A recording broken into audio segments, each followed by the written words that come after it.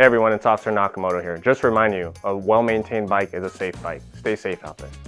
Hi, I'm Mark from Hermosa Cyclery, here to talk to you about the safety concerns about riding e-bikes. One of the biggest concerns about the e-bikes are brakes and being able to stop, because the bikes are so fast and so heavy, brake pads wear out quickly, and we have constant requests to help adjust brakes. Here's a common cable-activated disc brake that comes on a lot of the e-bikes. These are adjustable, backing it out, which will apply tension to the cable and apply more tension to your brake lever. So when you back out the adjusting barrel, it creates more tension on the cable and allows more braking power. Once you have the barrel outwards, this locking ring should be turned against the brake lever and it locks the barrel from being able to be moved. Here's an example of worn brake pads.